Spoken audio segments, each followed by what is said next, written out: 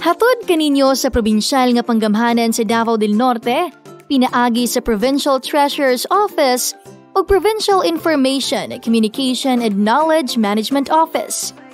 Kini ang mga mahinungdanong impormasyon o giya nga angay natong masayran mahitungod sa real property taxation sa atong probinsya. Unsa ang real property tax? Ang real property tax mao ang buhisan o mihurasan sa yuta o mga kabtangan sama sa mga musunod.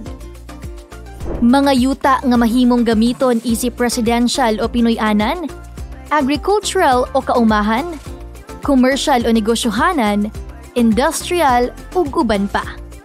Mga building o infrastructure sama sa balay, apartment, factory, tindahan, warehouse, hospital ug uban pa. Ug mga makinarya nga adunay kalabutan o ginagamit sa usa ka negosyo o industriya. Nganong kinahanglan magbayad kita og real property tax? Ang buhis nga atong ginabayaran mao ang nagsilbing gasolina o pundo aron magamit sa pampubliko nga kaayuhan. Kung walay pundo ang panudlanan sa gobyerno, dili kini makapadayon sa paghatag og serbisyo ngadto sa publiko. Ginabahin sa probinsya, munisipyo ug barangay ang nakolektang buhis aron mas labing maigahin sa mga programa o proyektong panggobyerno ang buhis nga atong ginabayad. Para sa basic tax, 35% ang bahin sa probinsya, 40% ang bahin sa munisipyo ug 25% ang bahin sa barangay. Samtang para sa Special Education Fund kon SEF, 50% ang bahin sa probinsya ug 50% sab ang bahin sa munisipyo. Asa ba ginagamit ang mga nakolektang buhis sa lokal nga panggamhanan? Una, sa pagpatukod og mga infrastruktura ug pag-atiman sa mga kalsada. Ikaduha, sa paghatag og social ug health services. Ug ikatulo, sa pagsuporta sa programa sa edukasyon. Pila ang kantidad sa buhisan? Ang buhisan sa yuta o kabtangan, usa ka porsyento o 1% sa gihatag nga kantidad o assessed value para sa basic tax, ug usa sab ka porsyento para sa Special Education Fund kon SEF. Kanusa pahitabuon ang pagbayad sa buhis sa yuta o kabtangan? Ang pagbayad sa buhis magsugod sa unang adlaw sa Enero matag tuig. Wala kini multa hangtod Marso 31. Ang tag-iya sa kabtangan gihatagan og katungod sa pagpili kanusa magbayad sa buhis pinaagi sa installment sama sa musunod. Unang pagbayad sa dili pa mulapas ang Marso 31. Ikaduhang pagbayad sa dili pa mulapas ang Hunyo 30. Ikatulong pagbayad sa dili pa mulapas ang Setyembre 30. Ug ikaupat nga pagbayad sa dili pa mulapas ang Disyembre 31. Kanusa pagamultahan ang buhisan sa yuta o kabtangan? Ang buhisan sa yuta o kabtangan pagamultahan kung dili mabayran sa takdang petsa ang bayranan. Magsugod ang multa human sa bulan sa Marso matag tuig. Kini multahan og 2% o 2% matag bulan base sa delinkwente nga buhisan sugod sa bulan sa Enero. Aduna sab mga pamaagi nga adunay diskwento ang bayranan sa buhisan. Prompt payment.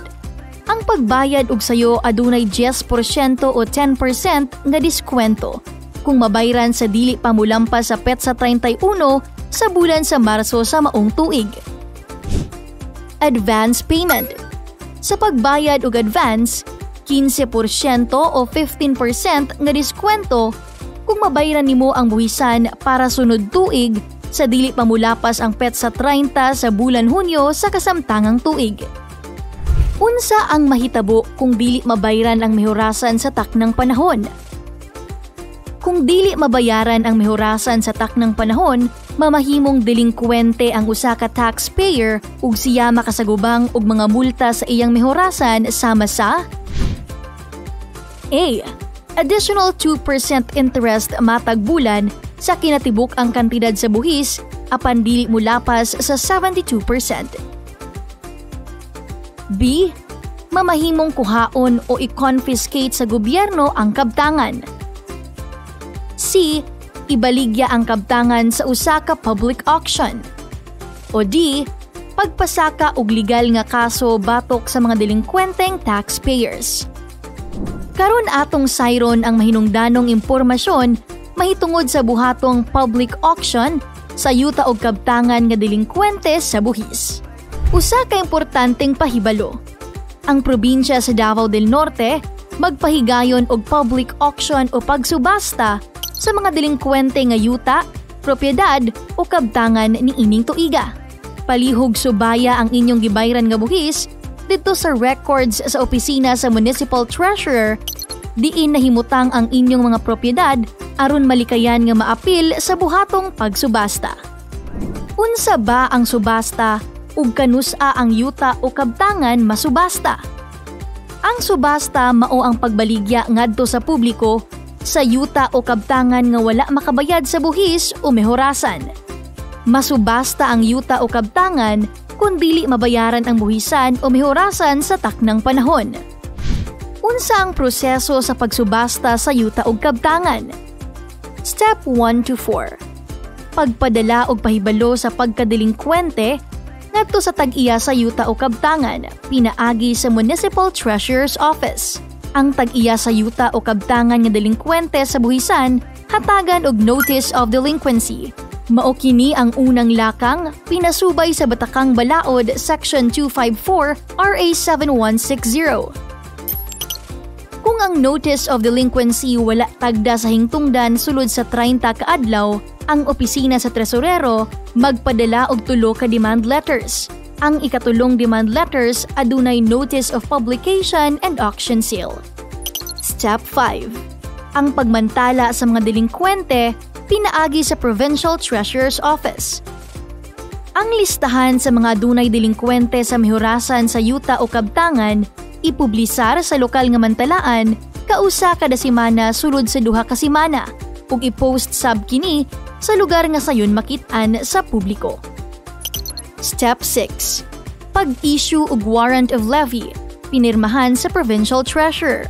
Pahibaloon ang opisina sa Assessor ug Registry of Deeds pinaagi sa sulat aron ang tax declaration ug titulo mamarkahan nila nga ang maong propiedad na isyuhan og warrant of levy. Ang Provincial Treasurer muhatag og report sa sangguniang panlalawigan sulod sa napulo ka adlaw human madawat ang warrant sa mga tag-iya sa yuta ug kabtangan.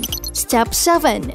Ang pag-advertise nga ibaligya ang yuta o kabtangan nga delinkwente sa buhis sulod sa 30 ka adlaw human madawat ang warrant of levy sa mga hingtungdan. Kini pagahimuon kung ang kabtangan nagpabilin nga delinkwente.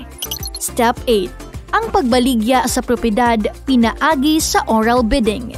Ang bidder nga adunay pinakataas nga offer maoy ideklara nga mananaog. Ayaran sa mananaog nga bidder ang buhis nga delinkwente hangtod sa kasamtangang tuig ug paghatagan og certificate of sale. Kung walay bidder sa maong propiedad, asa kini paingon. Kung walay bidder sa maong propiedad, ang Provincial Treasurer maoy mopalit sa propiedad isip representante sa probinsyal nga gobyerno. Unsang pamaagi sa paglukat sa maong propiedad? Sulod sa usa ka tuig gikan sa pagbaligya sa propiedad, gihatagan og katungod ang tag-iya sa pag-redeem sa iyang propiedad pinaagi sa pagbayad sa buhis nga delinkwente, apil ang interes ug mga nagasto sa pagproseso ug dugang 2% o 2% kada bulan base sa presyo sa pagpalit gikan sa pagkahalin sa iyang paglukat. Adunay i-issue nga Certificate of Redemption ang Provincial Treasurer ngadto sa tag-iya sa propiedad human malukat ang maong luna aron maimbalido ang Certificate of Sale nga gi-issue ngadto sa mananaog nga bidder. Sa higayon nga dili malukat sa tag-iya ang maong propiedad nga nasubasta sulod sa usa ka tuig, unsa ang mahitabo? Ang Provincial Treasurer mag-issue og final deed to purchaser pag matuod nga ang maong propiedad mapanag-iya na sa mananaog nga bidder. Mahitungod sa deklarasyon sa pag-imbargo sa propiedad. Sulod sa 2 ka adlaw human makuha sa probinsyal nga panggamhanan ang propiedad, ang tresorera mo preparar og declaration of forfeiture ug isubmitar kini ngadto sa Registry of Deeds diin irehistro sa ilang opisina ang propiedad pinaagi sa pagdeklarar nga kini na forfeit. Ang titulo sa maong propiedad mabalhin ngadto sa probinsyal nga panggamhanan ug dili na kinahanglan ang mando sa korte. Gitugutan ba ang empleyado o opisyal sa gobyerno nga mopalit sa nasubasta nga propiedad?